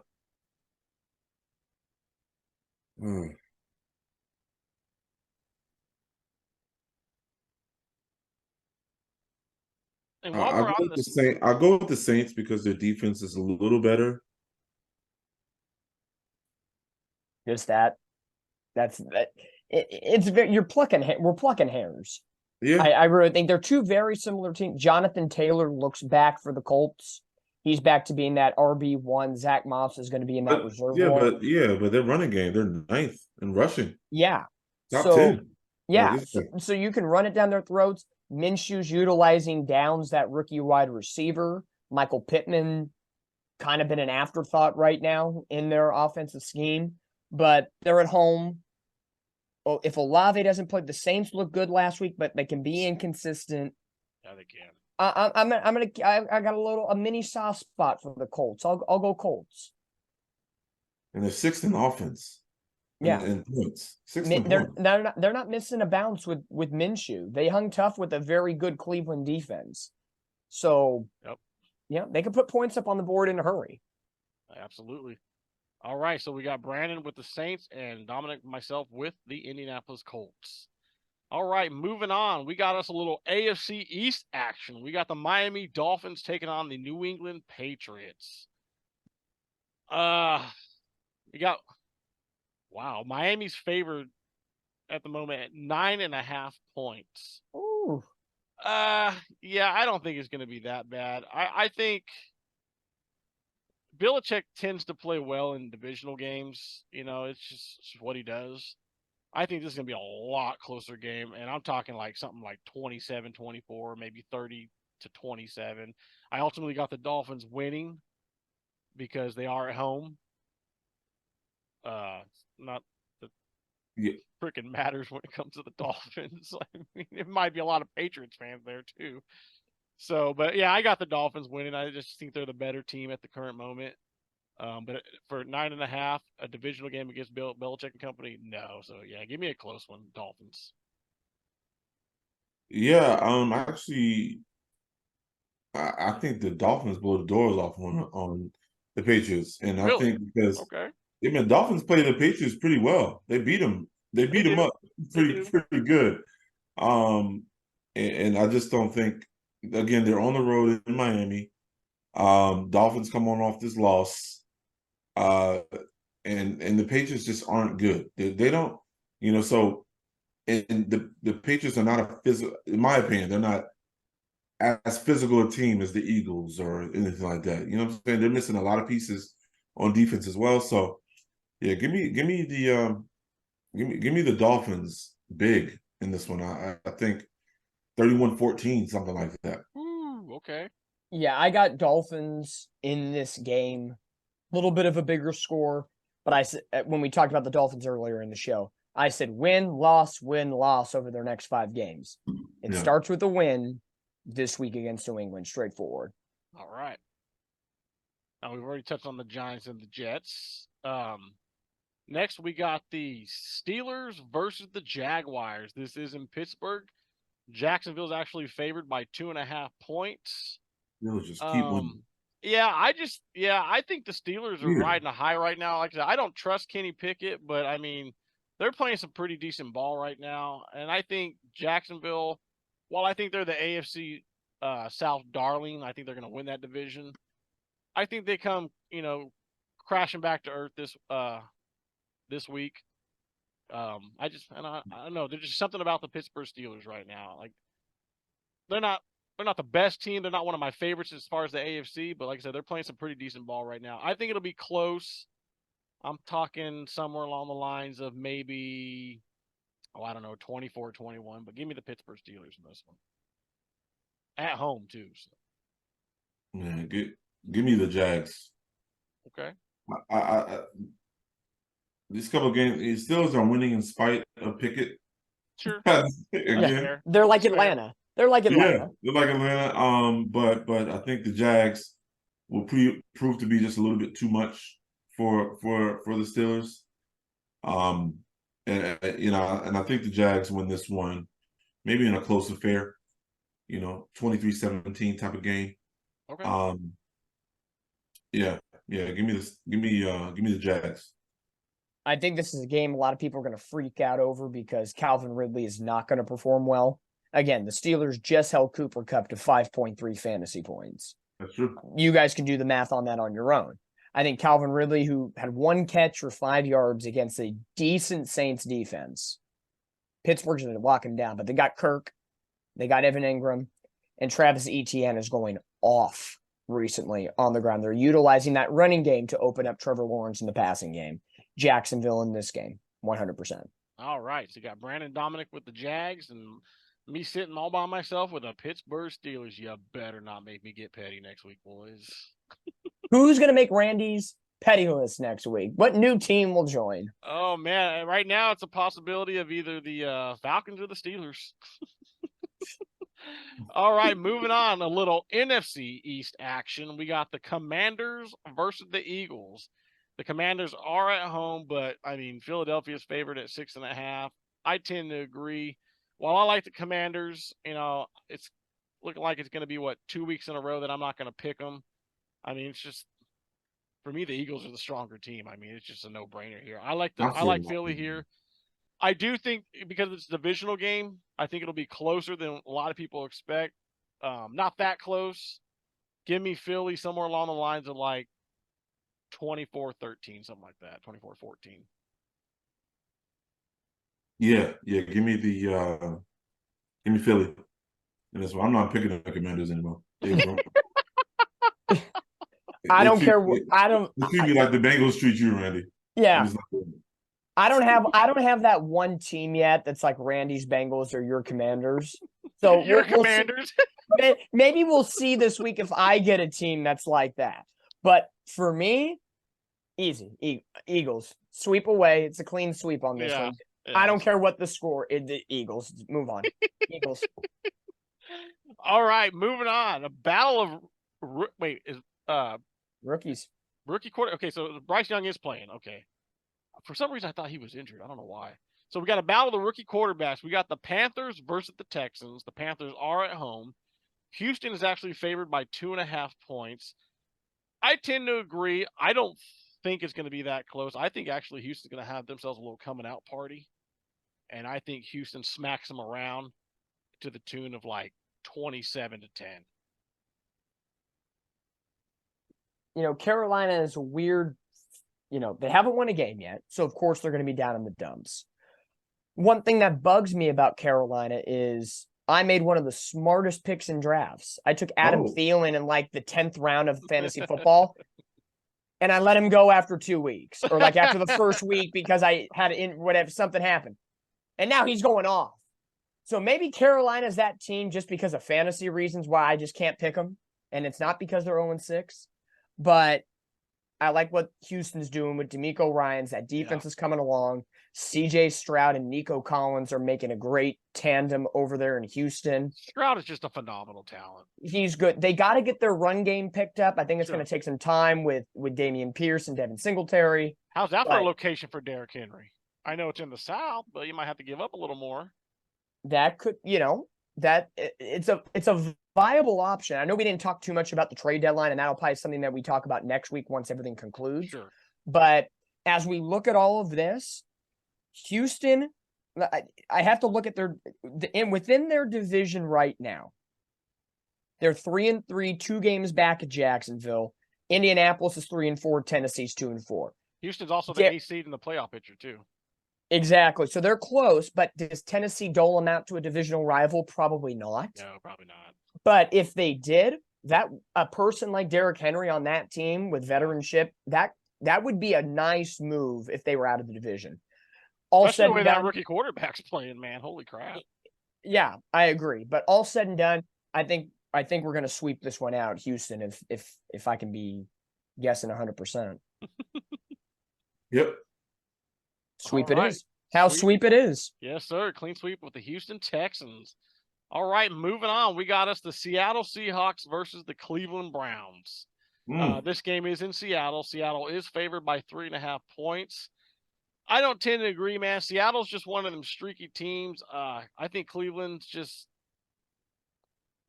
I think this is going to come down to defense, man, to be honest with you. And I like PJ Walker. I think he's just a little stud. He's a little firecracker. I think it'll be close. I like the 3.5 points. Just don't like it for Seattle. So give me Cleveland 20-17. Yeah. If DK Metcalf does not play again. Yeah. By the way, that screwed me. I didn't know he was out, and I started him.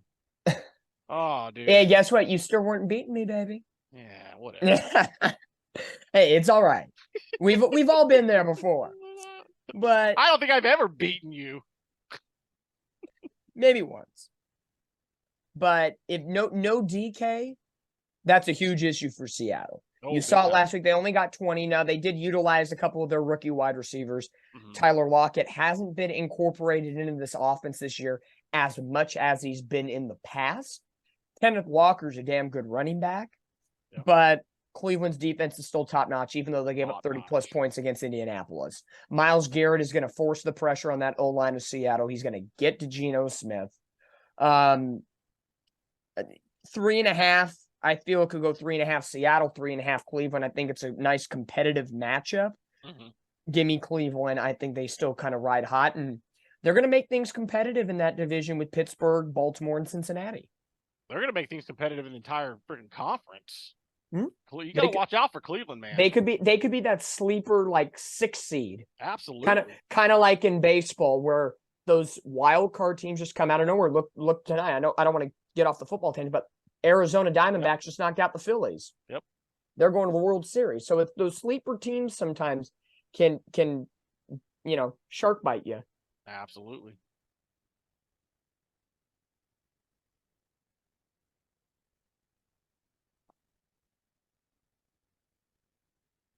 Brandon's thinking the I gamble. didn't realize the Browns, man, they're second in rushing, next to last in passing yards, Yeah. but their defense is number 1 in yards allowed. Weird. That's just straight up weird. Give me Seattle in this game. Oh, Really? all Yeah. right. Okay. The gambling man. Okay. We got Brandon with Seattle and Dominic and myself with the Cleveland Browns. Wow. Cleveland could help out the Niners. Please help the Niners. Let's go.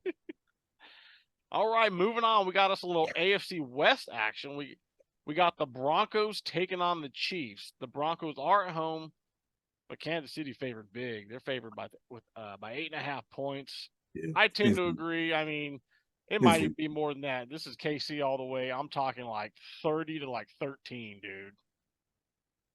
Yep. Chiefs. Yep.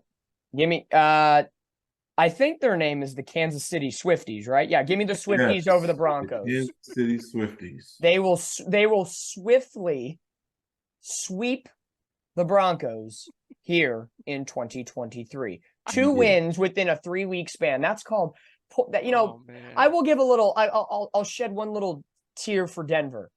2 weeks out of the last 3 games, you have to go against Kansas City. Like, who put that schedule? Like, that's just you're asking for a butt whooping. Like, man, the league must hate that. Like, Peyton Manning's probably sitting there like, wow, you do them dirty. Whew.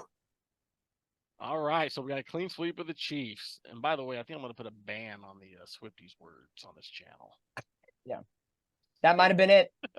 Put an RIP on that one. Oh, man. All right, moving on. We got the Cardinals versus the Ravens. Cardinals are at home. Again, Baltimore favored big in this one, 8.5 points. I tend to agree. I mean, the Cardinals just straight out suck. I said it earlier in the show. Ravens are good. I'm going to do it.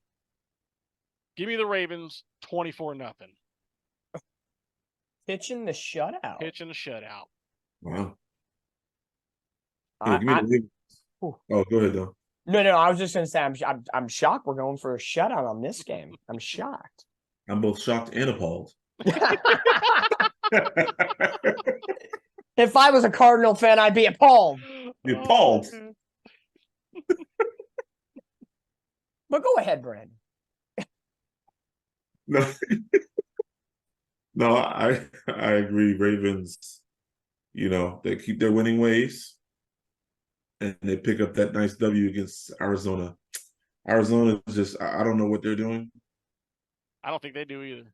Josh Dobbs, he's okay. I don't know what they are. So Not other than good.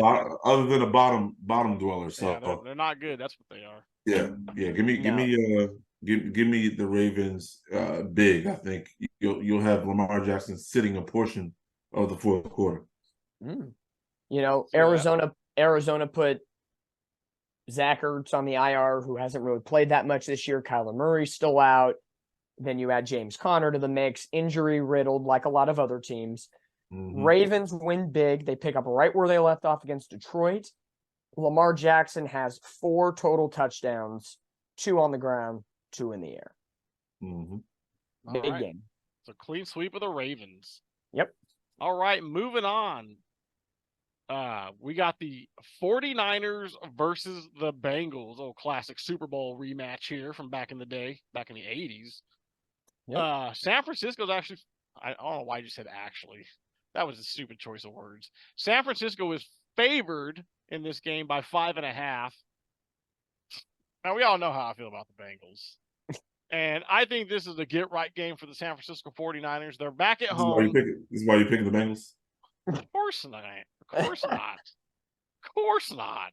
Like I said, bounce back game for the 49ers. They're back at home. They are still a little banged up, but you know what? I don't think that's going to make a difference because the Bengals aren't the Bengals as they have been the last couple of years.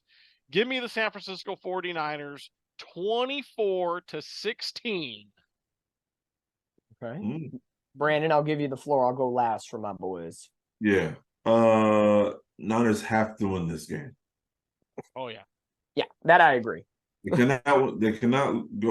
That'll be 3 straight losses. Especially going into the bye. Right. Oh. Into the bye. You cannot limp into the bye like this. Go into the bye feeling good against a quality opponent.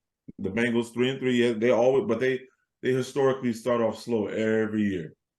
Mhm. The Bengals. I think this game would be a lot tougher than some may think. What's the spread? 5.5 5.5. for the Niners. Mm-hmm. Yep. I think it'd be closer than that. I think it'd be a field goal type of game. I don't think it's going to be, any type of blowout or a touchdown game.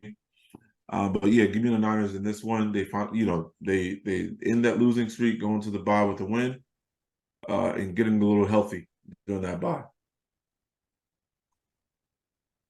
I Tough agree. game. Tough game Clearly, to I agree. This team needs to win. They need to snap a 2-game losing streak. Clearly. But it is a get-right game. And the Niners have to do everything right, just like the Jets this week. They got to get back. They got to get back to the basics that got them to where they were when they demolished the Cowboys. Take what you learned from the Browns loss, take what you learned from the Vikings loss, and you need to channel everything you have. You have a bye week, so you need to put blood, sweat, tears, body, limbs, everything into this game. We saw what Cleveland did to the 49ers when they were coming off a bye week. They had 2 weeks to prep. Cincinnati's doing the same thing. Joe Burrow is healthier. What scares me is the Niners last night or Monday night, without Justin Jefferson, the Vikings allowed their number 2 wide receiver, Jordan Addison, to torch the 49ers secondary. Now, 60 yards of it came on a strip little touchdown right before half. But hey, it counts. It's on record. I can't change that. The Niners defense can't change that.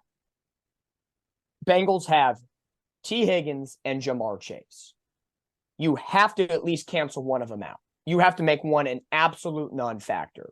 And I have a feeling it's going to be T. Higgins. Jamar Chase is going to be the guy. He's always open like Garrett Wilson. So the Niners have to find a combination to stop that from happening right away. Joe Mixon's been a little slow. The Niners, can hold a running game. I feel pretty confident about that. Biggest thing, the Niners got to pressure Joe Burrow. They need to pressure the quarterback. They had 16 total pressures in last night's game. Kirk Cousins dropped back to pass 45 times. Not even a third. Not even a quarter. And they couldn't even get to Kirk Cousins, who is a pocket passer. Mm-hmm. Joe Burrow is a pocket passer. He's not running right now with his calf and everything else. So the Niners got to get right on defense. You got to finish your tackles. A lot of missed tackles last night. Offensively, McCaffrey's another week, a little bit healthier. He looked just fine, regardless of what the media says. You already had your game without Deebo Samuel. Incorporate Ayuk, incorporate Kittle, get Jawan Jennings in there. Just play the style of football you know how to play. Punch him in the mouth and go out there. It's going to be a dogfight. Every game I expect from now to the end of the year. Everybody is smelling blood in the water when they see the 49ers. Everybody is. So you got to take that and use it to your advantage. And a little fun fact, I was telling Randy this before. Kyle Shanahan, in his coaching career with the 49ers, is 13-18 in the month of October. October is Halloween for this team. It's very scary. Also, the Niners in their past 5 winning seasons, only once have they lost back-to-back games. Week 6 and 7 last year. Oh, look, they've lost back-to-back games this year, week 6 and 7. Hopefully it's just Halloween playing tricks on us, but the Niners need a treat, not a trick this week. Oh, And they got to ball out. Brock Purdy, take all that energy. This whole team, take everything that the media is talking about you. Grill it up, light it up, smoke it out everybody's butt, and go win this game. Absolutely. Slap them in the mouth. Let's go. Absolutely. All Niners. Right. I don't care what the score is. I don't care if it's by 1. Win. Just win, baby, like Al Davis says. he is All winning. right. Clean sweep of the 49ers. All right, moving on. We got the Los Angeles Chargers versus the Chicago Bears. The Chargers are at home. Now, I'm gonna pull a little page out of Dominic's playbook from last week. I'm basing this pick solely on, now I don't know if I'm saying this kid's name right. Tyson Bagent, quarterback for the Bears. Tyson Bagent. Yeah. If he's playing, give me the Bears. But if Justin Fields playing, like I said, I don't have The Bears. I read this morning the Bears are leaning towards it's a very doubtful situation with Justin Fields this week. Well, then there you go. Give me the Chicago Bears then, because you know how I feel about the San Diego Chargers, and I think the Chicago Bears. I think they're just going to rally behind this kid. I mean, he showed up last week, led him to a victory, and I just don't trust San Diego. So give me the Bears, even on the road. And I think it's definitely going to be close. But I'm thinking somewhere along the lines of like, I don't know, 24-21 Bears. No, I don't trust San Diego, but I do trust the Los Angeles Chargers to win this game. All right. Sunday Night Football. Herbert, second time in 3 weeks to get it right on prime time. Nah, he'll choke. You know, he could. He will. But I think this has got to be a game where the Chargers have to go back to their old ways. Mm-hmm. Get- Eckler. Yep. Brandon, you get Eckler involved. These 2 games, Dallas, not really. Chiefs, not even close. If you get Eckler reacclimated like he normally is in this lineup, Chargers will be just fine. Because then you get a complimentary piece of Keenan Allen. That connection between the 2 of them is great. Not a problem. Palmer stepping up. This defense has put pressure on opposing quarterbacks. They just don't have that killer instinct. The it's Bears not a matter of yards with the Chargers. It's a matter No. of just turning the ball over in crucial moments. stop the run. The Bears ran all over the Raiders last week. Deontay Freeman or Foreman, whatever his last name is. Foreman. Luck be a lady, as they say in Vegas. I dropped or benched Zach Moss, brought in Foreman, 32 plus fantasy points. Oh, wow. Nice. That single-handedly helped. Yep. Stop the run. Maybe not this week, Chargers. Stop the passing. Stop DJ Moore. let Foreman do whatever. But I got the, Chargers, I think will we all say this cliche, a get right week for them. Randy ain't buying what I'm selling. No. By the way, Los Angeles favored by 8.5, but yeah, what? Ooh, 8.5. That's Yeah. generous. That's bullshit. That is generous. Your favorite team. I'm gonna I got my Chargers and Bengals jersey on order. I know who's worse right now for Randy. Is it the Chargers or the Bengals on his, on his list? Bengals, definitely the Bengals. Definitely Yeah, the Bengals. I think if the Chargers had a better quarterback, they'd be, or at least if their quarterback was playing a lot better, they'd be a good football team. Bengals is just F the Bengals. Hopefully that is hopefully God's truth this week. It will be. Don't worry.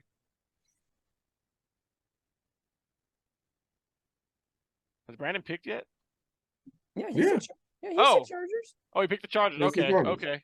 Yeah, it was your nightmare. Oh, okay. Yeah, come on. Bears got this. No brainer. Hey, if anything happens and the Bengals somehow destruction happens, I'm not going to use the L word, but destruction. Randy is single-handedly paying for my mental sanity bills next week. Oh yeah. Single-handedly, Venmo it's happening. Go fund me for yeah. Man. We're going rub for the luck here, folks. We'll run one live right here on the show. Taking donations. All right, moving on. Final game of the week, Monday Night Football. Dun, dun, dun, Lions versus the Raiders. Lions are at home. They're favored by 8.5. I think it's a get-right game. We all know my feelings on the Lions this year. It's a good football team. They just trap game last week. I wouldn't call it a trap game. They played a really good football team in the Ravens, but it was humbling. Yeah, very humbling. And I think they're going to get right, especially against the Raiders at home and, in front of the fans at Ford Field. This is going to be an ass whooping. And I'm talking an ass whooping. I think the Lions are going to win 34-14. A good old fashioned. Mm-hmm. Yeah, give me the Lions in this one too. Lions and a clean sweep on this one. Lions for me. It will be a butt whooping if Jimmy G is not in, because Brian Hoyer did as much as he could, and then the Bears just ran all over them. And this is a Raiders team that the 2 previous weeks their defense was balling out, and then all of a sudden fell off the plank. Yep. But if Jimmy G's in there, he's going to throw a pick or two. Detroit's defense is very good. But it would be closer. Somehow, I can't believe I have to say this. The Raiders need to involve Davante Adams more. Davante Adams. Oh yeah, that guy. Like you losing him in the fold. Jacoby Myers is playing better than him.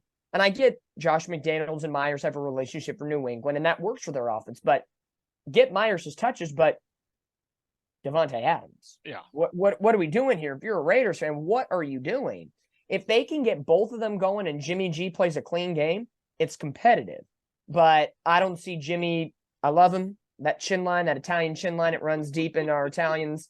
But, Detroit's going to want to pounce. And first Monday Night Football game at Ford Field since 2018. It's been 5 years in the making for these Lions. It's really been that long? Yep. They mentioned that in the post-game wrap-up on Monday night. First time in 5 years, Monday Night Football at home. That place going to be fired up. Jared Goff, 3 tutties. Montgomery, I don't know if he's going to play, but Gibbs played a lot. He was a focal point in the passing game. They got weapons. Ross St. Brown, Laporto, the rookie, Gibbs, Reynolds. Like, they have some oddball names that are workhorses. Oh, yeah. So, Lions, once again, we got a sweep. Yep, clean sweep of the Lions.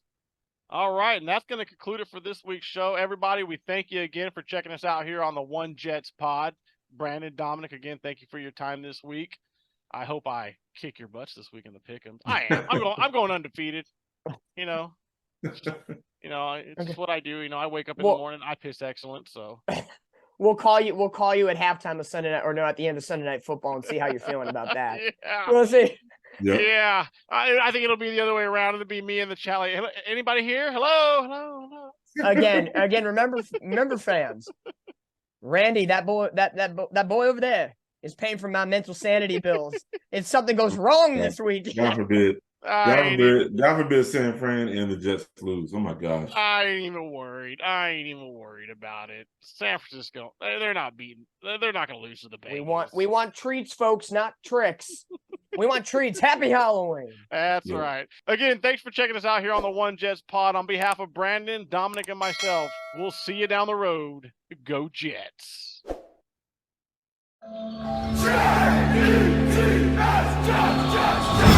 Welcome to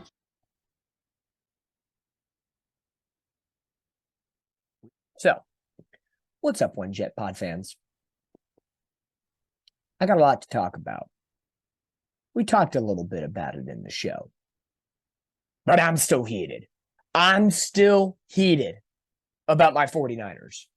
Man, Jets fans have showed me so much love and showed the podcast so much love, and I appreciate it. But this is going to be a down and dirty time right now for my 49ers. I'll relate it to the Jets in a way, but this is rant time. I didn't want to do it on the show. I didn't want to have to put Randy and Brandon through that, but they feel my pain. It's been a tough 2 weeks. Niners need to figure it out, and they need to do it ASAP. This is not the team that needs to mess around and find out. Y'all know the saying. I ain't going to cuss right now, but they do not need to mess around and find out. And they've done that the last 2 weeks. Props to Cleveland. Props to Minnesota. I'm a Niner fan through and through, but I have to give due where due goes. Cleveland and Minnesota took advantage and beat us fair and square. Niners shot themselves in the foot in Cleveland one too many times with their own foot. Jake Moody, rookie kicker, I get it. But Brock Purdy and that offense, with as anemic as it was in that game against Cleveland, gave you an opportunity to win. And you booted it, literally. Didn't put any pressure on PJ Walker. Are you kidding me? Then they go into Monday Night Football. They stay in the Midwest, East Coast. Prime time, where Kirk Cousins fails. And you let him ball out with his gold chain, his super dad look, and the whole, you like that, all of that. You let that run all over you in front of America. What pass rush? Steve Wilks, the defensive coordinator for the Niners, needs to screw his head on straight. Because this is a defense full of dogs. And Jets fans, you know what I'm talking about. The Jets defense is something special. 49ers defense is something special too. They have the pieces with Bosa and Hargrave, Greenlaw, Warner, Ufunga, Charvarius Ward, Gibson, and many more. This defense is kick-ass when it's on fire. But the last couple of weeks, there's been no pressure, a lot of soft coverage, and allowing underneath slant cut routes to take advantage of you. And yes, some tough plays too. You intercept the ball, Jordan Addison takes it away for a 60-yard score to take all the momentum into halftime. Tough play. But boy, oh boy, this defense cannot make a mistake. Missing tackles? That's what bottom tier teams do. You can't do that. Step up. Bosa, you got your bag. Go get your sacks. Everybody needs to step up. And to not be able to do that is criminal. And you now put yourself in a situation where you're now in the same amount of losses as the Seattle Seahawks within your division. You only have one more win because they've already had their bye. You're going into a tough matchup this week against Joe Burrow and the Bengals, who have been inconsistent this year, but they just had their bye week. And look how well the Browns prepared for the 49ers coming out of their bye. So I expect the Bengals to be hella prepared for the 49ers. They were probably eyes glued to that game last night on Monday Night Football. And if Kirk Cousins can thrash the Niners defense, if Joe Burrow and Jamar Chase and T. Higgins are on, it might be a long afternoon for the 49ers. But the Niners are in a must-win scenario. You lose against Cleveland, lick your chops, go back out there and go win. But 2 tough road games, and you show up like that and get 17 points each game after scoring 30-plus in nearly every start of Brock Purdy, unacceptable. Offense, missing Debo is going to hurt. Missing Trent Williams is going to hurt. Hopefully Trent Williams is back this week. But you still got McCaffrey. You still got Ayuk. You still got George Kittle. Jawan Jennings. This offense has players. Brock Purdy. And this is where I'm going to transition a little bit to talk about the media. Because Jets fans know how the media can turn on you. The New York media can be deadly. The media around the United States, ESPN, FS1, all these places can be downright and dirty and hypocritical. And boy, they're taking it to the 49ers this week. Yeah, again, I'm not licking my chops. I'm licking the chops, but not in a bad way. I'm saying I'm taking it on the head and saying, yeah, we screwed up. I'm not saying, oh, excuse here, excuse there. No, this Niner team has no excuses. They're supposed to be Super Bowl bound and take on the likes of the Eagles, Chiefs, Bills, Dolphins, all these contending teams in the NFL. Now, I want you guys to listen to this because I know Jets fans have been here before. I'm going to clear up the mic, clear it up, and look right at me. Media needs to get Brock Purdy's name out of their freaking mouth. You're touting him as the next Joe Montana, and then he has 2 bad games. Cleveland was mediocre. Minnesota was mediocre. I'm not even going to call them bad games. They were subpar, but still quality games. He kept the 49ers in that game against Cleveland. Got them all the way down on the field. If Jake Moody makes that field goal, Niners are still undefeated. Different story. Brock Purdy made some big-time throws on Monday Night Football. And I'll give it up to Troy Aikman and Joe Buck. They highlighted the best of Brock Purdy. How he reads routes. How he's already delivering a ball before the receiver is even done turning his ball for the route. There's an instinctual behavior there with Brock Purdy. Everybody's entitled to some bad games. How many freaking games has Mahomes had that's bad? Josh Allen, Lamar Jackson, Joe Burrow, Justin Herbert, Tua Tagovailoa, you name it. There's been bad games. But they won't put them out to pasture like they're doing to Brock Purdy. 2 games. Yeah, they're bad. But come on. The Niners have a track record here. Kyle Shanahan, 13-18 in the month of October as the Niners head coach. Last year, they lost back-to-back games in week 6 and 7. This year, back-to-back losses in 6 and 7. So maybe it's a little more, as I said in the podcast, trick more than treat. It is Halloween time. Maybe the Niners are getting a little scared. And maybe they underperformed to their opponents. And now they got to get back in the swing of things. But the media needs to get Brock Purdy's name out of their mouth. This guy single-handedly saved the 49ers season last year, got them competing in the NFC title game, and if it wasn't for a busted-up elbow, who knows what would have happened. I'm not guaranteeing a win, but who knows? That game is a hell of a lot more competitive than it was against the Eagles. But the Niners would not be where they are today without Brock Purdy.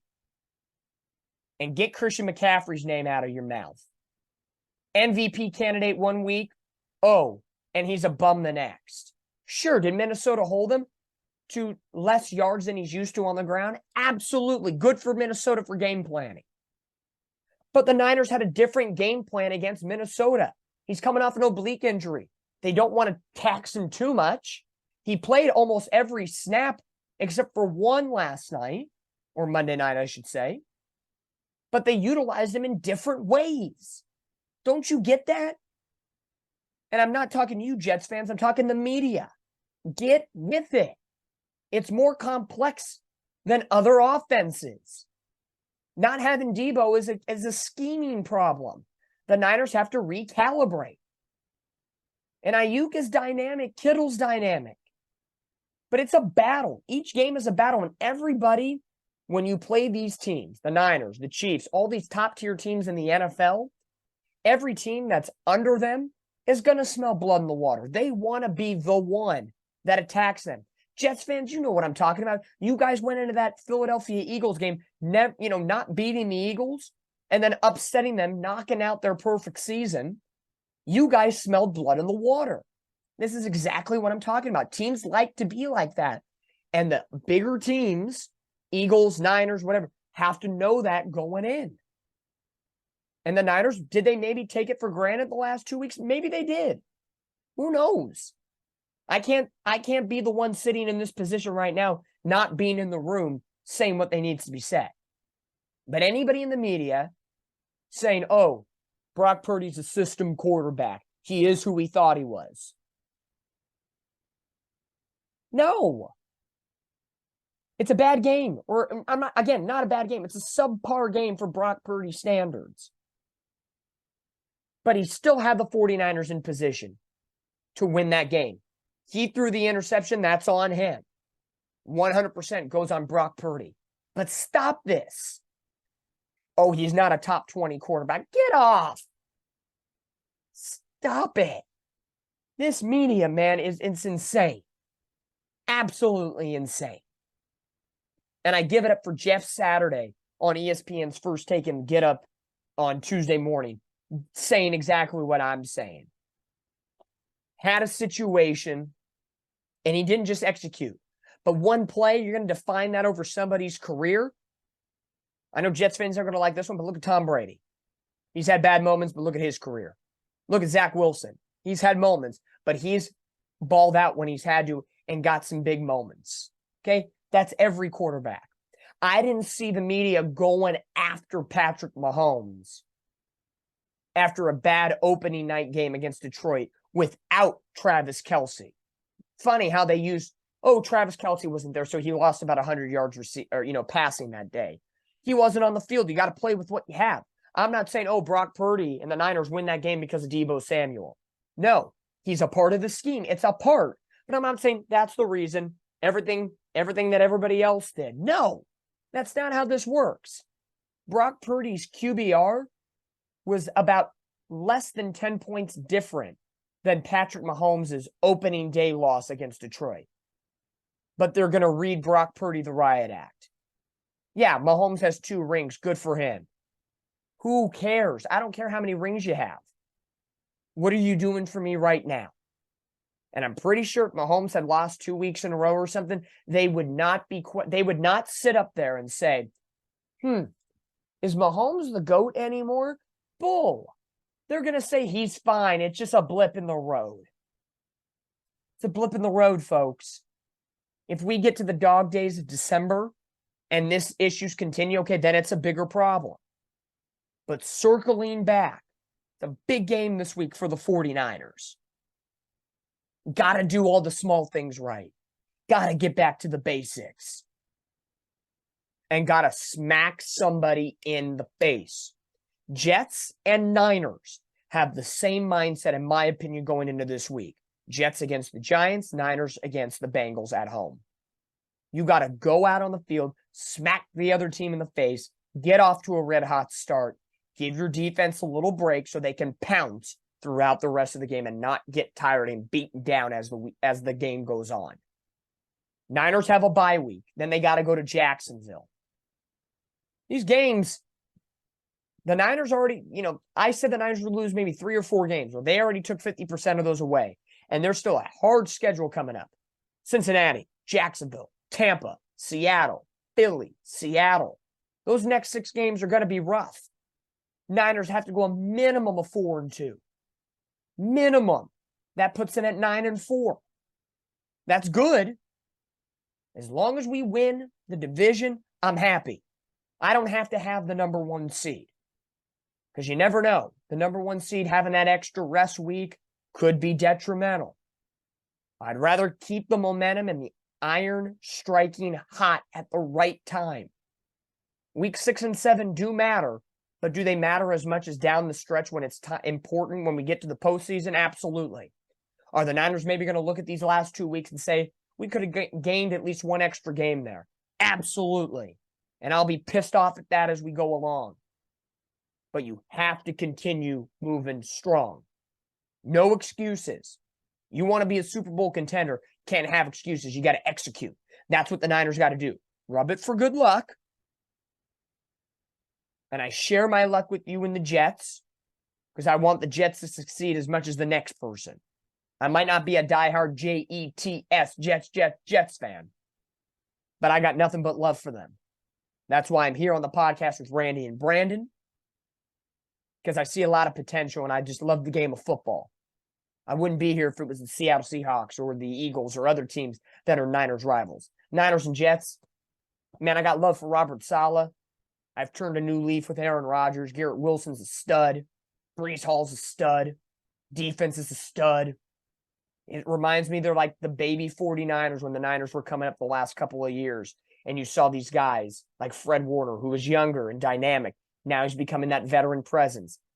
It's a full circle moment. So I see a lot of things in the Jets that I see in the 49ers and that I've seen in the 49ers over the last couple of years. That's why I was like, hey, it'd be a hoot and a holler if it was Jets Niners in the Super Bowl, man.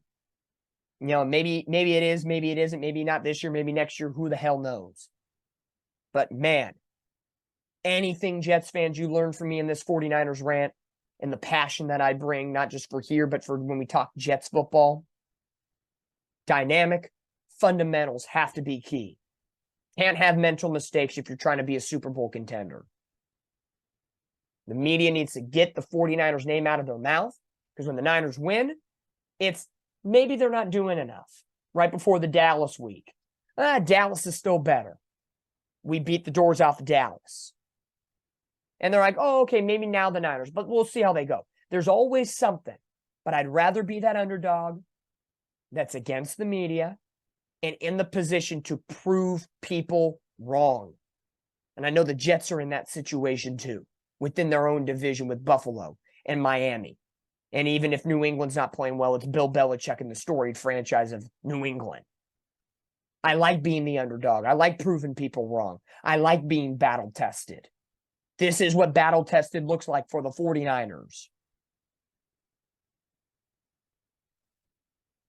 This is all out of love, man. This is all out of love for my team. Jets fans, you feel it.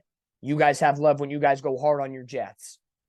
That's what being a sports fan's about. Media don't get that. Haters don't get that.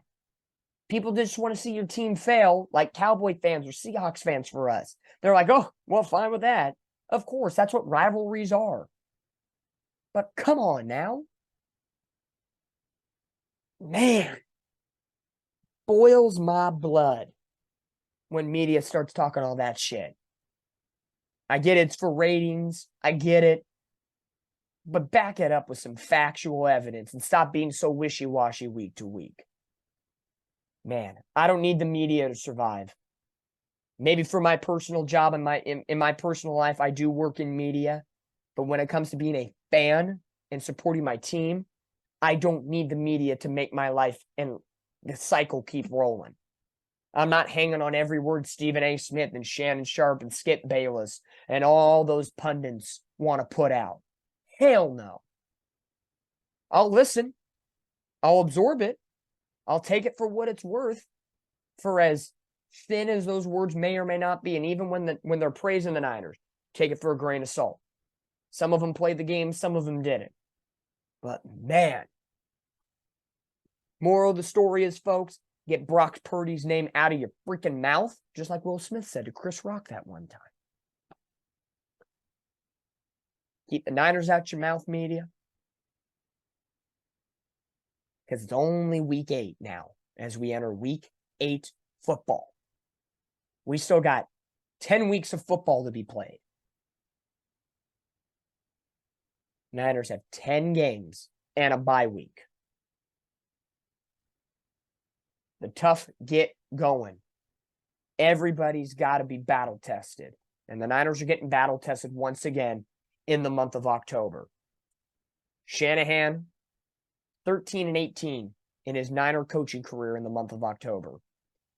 You get the dog days of October, but then you barrel out through November, enjoy the holidays in December, and start January off with some winning ways to the postseason. All about forward momentum. Matthew McConaughey once said in The Wolf of Wall Street, revolutions, forward momentum. That's what the Niners are going through right now. Need the revolutions. Need to learn. Battle tested. This is what it's about. Get the right things done. Clean. Dynamic. Pressure. Execution. Do all that. Dub. Yeah, you're still listening. That's what it's about. And that's the same thing for my Niners. Faithful to the Bay. Same thing happens with the Jets. I reiterate all those same things to the Jets. Execution, dynamics, fundamentals, and slapping the opponent across the face and getting that early lead. We're in the same boat, folks. We're in the same boat. So, tip my cap to the Jets. Thank you for beating the Eagles a week and a half ago. You're 3-3. Go kick some butt. To all the Niner fans, faithful to the Bay, redemption week. Once again, you don't just have one, you have 2 losses you need to avenge. Go avenge them. And for all those Jets fans out there that maybe you don't have to be a Niner fan, you don't have to be a diehard, but if you have a little love in your heart, if you have a second favorite team, or just you enjoy watching another team, and you enjoy watching my Niners, you hear what I'm preaching. This is what it's about. I'm looking forward to coming back and hopefully saying the positive things about the Jets and the Niners now next week's show. But I had to come on in. I had to steal the spotlight at the end of the show from Brandon and Randy, good buddies, and dive into this. I didn't want to have to put them through all of this hype because they feel the pain. They've been there before. Cheers to Randy. Cheers to Brandon. Cheers to you, the fans, for following along the One Jets pod. This is what it's about, folks. Follow along. Click that like, comment, subscribe button to wherever you get your podcasts. On Instagram. Follow everything Randy puts his heart and soul into. Same thing with Brandon. And I'll be along for the ride as well. Let's go. 49ers. Faithful to the Bay. Beat the Bengals.